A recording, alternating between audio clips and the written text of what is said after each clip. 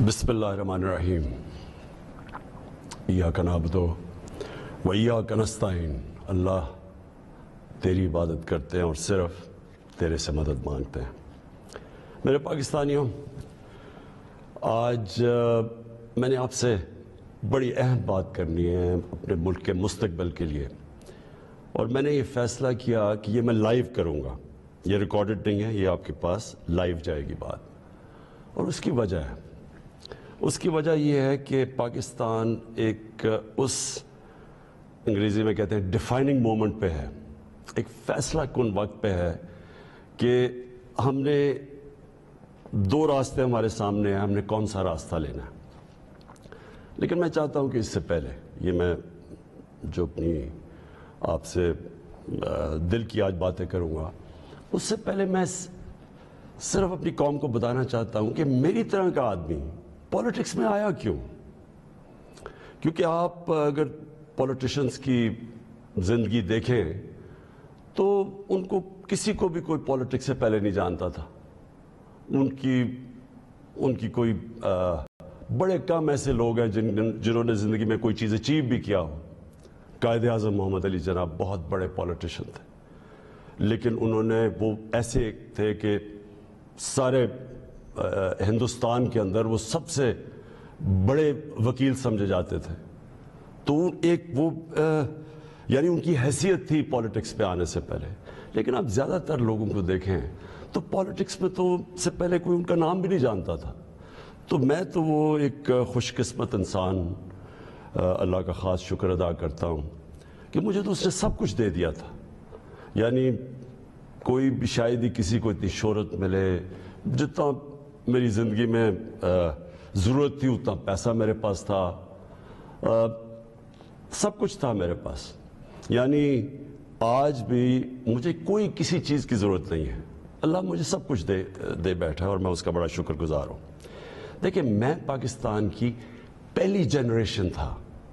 हम वो जनरेशन थे जो पहले आज़ाद पाकिस्तान में पैदा हुए थे। पाकिस्तान मेरे से सिर्फ 5 साल बड़ा है। तो मेरे माँ बाप जो थे, मैं बार बार लोगों को बताता हूँ, वो एक ग़ुलामी के दौर में पैदा हुए थे, वो अंग्रेज़ के दौर में पैदा हुए थे। और मैं जब तक बड़ा होता रहा, क्योंकि उन्होंने पाकिस्तान मूवमेंट में शिरकत की थी, वो मुझे हमेशा ये एहसास दिलवाते थे कि तुम बड़े खुशकिस्मत हो, आज़ाद मुल्क में पैदा हुए हो। तुम्हें नहीं पता कि जो भी आप कर लें ग़ुलामी क्या होती है, क्योंकि एक सतह से ऊपर आप जा ही नहीं सकते, क्योंकि उसके ऊपर आपके हुक्मरान बैठे हुए थे। तो एक बड़ा जो भी खुददार लोग थे उनको बड़ा बुरा लगता था ये जो अंग्रेज़ की ग़ुलामी थी। तो हम बड़े हुए, मेरे बहनें और मैं, हमें याद है कि बचपन से ये बताया गया। तो जो ये खुददारी है ना, ये एक आज़ाद कौम की निशानी होती है। और जब मैंने पॉलिटिक्स शुरू किया, मैं आपको बताऊं पॉलिटिक्स में क्यों आया था। मैं इसलिए आया कि मैं एक तो पॉलिटिक्स का स्टूडेंट था, यूनिवर्सिटीज़ में मैंने पॉलिटिक्स पढ़ी हुई थी, पाकिस्तान की और दुनिया की पॉलिटिक्स के ऊपर मुझे पता था, तारीख़ का पता था। मैं इस नतीजे पे आया कि हमारा मुल्क कभी भी वो मुल्क बन नहीं सकता जो ख्वाब थी इल्लामा इकबाल की, और जो कायद-ए-आज़म जैसा लीडर, यानी जिस तरह उन्होंने जद्दोजहद की इस ख्वाब के लिए कि पता था कि उन्होंने ज़िंदा नहीं ज़्यादा देर रहना। और अगर आप उनकी तारीख़ पढ़ें कि जिस तरह उन्होंने केस लड़ा पाकिस्तान का बीमारी की हालात में, तो ये हमारे ये फाउंडिंग फादर्स थे। तो जो पाकिस्तान का मकसद था वो तो एक बड़ा अजीम मकसद था कि हमने एक इस्लामी फलाई रियासत बनना था। ये हमारी करारदाद पाकिस्तान में ये लिखा हुआ है हमारे फाउंडिंग फादर्स का कि हमने एक, जब हम कहते हैं इस्लामी फलाई रियासत, तो ये सीधा चला जाता है मदीना की रियासत पे, क्योंकि हमेशा मुसलमान उसको मॉडल समझता है अपना। जो सुनहरी दौर इस्लाम का है वो मदीना की रियासत थी। तो जब मैंने 25 साल पहले पॉलिटिक्स शुरू की तो मैंने अपनी जो हमारे मैनिफेस्टो थे उसमें 3 चीज़ें रखी। इंसाफ, और इंसाफ फिर मैं क्वालिफाई कर दूं, انصاف ہوتا یہ ہے کہ طاقتور اور کمزور کے لیے ایک قانون ہوتا ہے، اور جو نبی صلی اللہ علیہ وسلم نے کہا تھا کہ تمہارے سے پہلے بڑی قومیں تباہ ہوئیں، جدھر طاقتور چوری کرے تو اس کو سزا نہ ملے اور صرف کمزور چور، چھوٹا چور جیل میں جائے۔ انہوں نے کہا قومیں تباہ ہو جاتی ہیں۔ تو جس طرح حضرت علی رضی اللہ تعالیٰ نے کہا تھا کہ کفر کا نظام چل جائے گا لیکن ظلم اور انصافی کا نظام نہیں چل سکتا۔ تو یہ بیسس ہے ایک انصاف، اور دوسرا انسانیت، رحم ہوتا ہے ایک اسلامی ریاست میں جو کہ مدینہ کی ریاست میں پہلی فلاحی ریاست بنائی گئی تھی، جو میں بار بار لوگوں کو کہتا ہوں۔ تو یہ میرے دو ایمز تھے، اور تیسرا تھا خودداری۔ ایک مسلمان قوم غلام قوم نہیں بن سکتی۔ جس قوم کا نعرہ تھا پاکستان کا مطلب کیا، لا الہ الا اللہ، لا الہ الا اللہ کا تو مطلب ہی ہے کہ سوائے اللہ کے آپ کسی کے سامنے نہیں جھکتے، وہ شرک ہے۔ سب سے بری چیز اللہ کو لگتی ہے کہ جب آپ کسی کو بھی اللہ کی جگہ پہ رکھتے ہیں۔ تو یہ غلامی جو ہوتی ہے، یہ جب آپ کسی کی بھی پیسے کی غلامی، خوف کی غلامی، یہ سب شرک ہے، کیونکہ لا الہ الا اللہ انسان کو آزاد کرتا ہے۔ یہ تین تھے میرے آج سے 25 سال پہلے۔ آپ دیکھیں کہ میں مینیفیسٹو میں یہ تین چیزیں لکھی تھی۔ مجھے لوگ کہتے ہیں عمران صاحب آپ اسلام کا نام استعمال کرتے ہیں۔ میں اگر میرے میں اللہ ایمان نہ ڈالتا، میں پولیٹکس میں کیوں آتا؟ جس آدمی کے پاس سب کچھ ہے، مجھے یہ بتائے وہ اپنی زندگی کے 22 سال خرچ کرے گا ایک سٹرگل میں، اور 14 سال تو تھوڑے سے لوگوں کے ساتھ تھا، 14 سال تو مذاق اڑتا تھا میرا، تو میں کیوں پولیٹکس میں اتنی دیر کوشش کی جس کے پاس سب کچھ تھا؟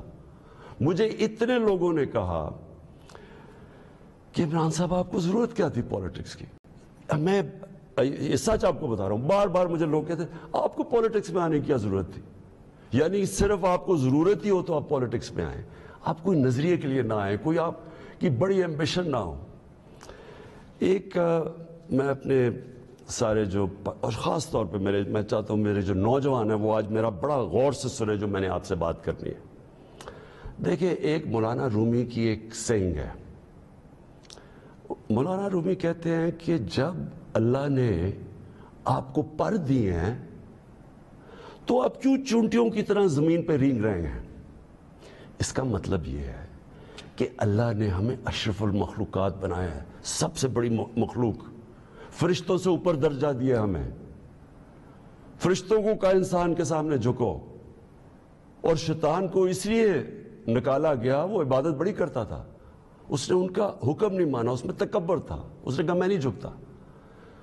اللہ نے ہمیں پر دیے ہیں۔ مسئلہ ہمارا یہ ہے کہ ہم، کیونکہ ہمارے میں ایمان کی کمی ہوتی ہے، کیونکہ ہم اور خداؤں کی پوجا کرتے ہیں، جو سب سے بڑا جو شرک ہے وہ پیسے کی پوجا کرتے ہیں، خوف کی پوجا کی، جو وہ بڑی سپر پاور ہے، اور اگر ہم نے یہ نہ کیا تو ہم تباہ ہو جائیں گے۔ یہ خوف کا پت ہے۔ ہم انسان چونٹیوں کی طرح رینگتا رہتا ہے۔ تو پاکستان، میں نے اس کی اونچ نیچ دیکھی ہے۔ ہم نے شروع میں، ہم چھوٹے تھے، ہمیں یاد ہے جب پاکستان ایک تیزی سے اوپر جا رہا تھا، ہماری مثالیں دی جاتی تھیں۔ میں جب سکول میں تھا پاکستان کی مثال دی جاتی تھی، یہ ساؤتھ کوریا پاکستان آیا تھا سیکھنے کے لیے کہ کیسے آگے بڑھا ہے۔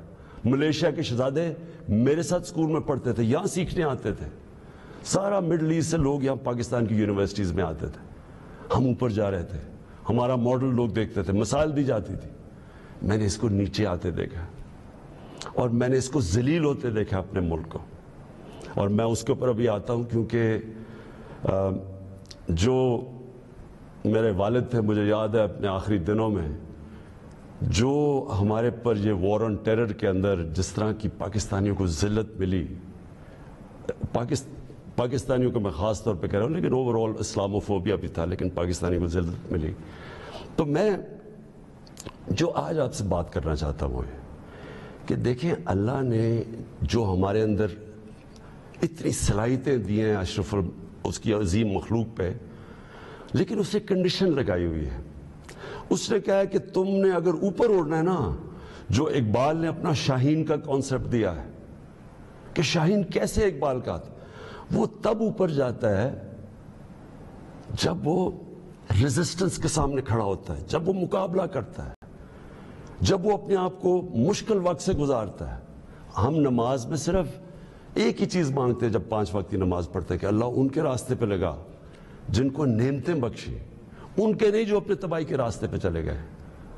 تو جو نعمتیں بخشی، اور وہ نبی صلی اللہ علیہ وسلم اللہ کے حبیب تھے سب سے زیادہ، تو ان کو نعمتیں بخشی، تو ان کا آسان راستہ نہیں تھا لیکن ان کی عظمت کا راستہ تھا۔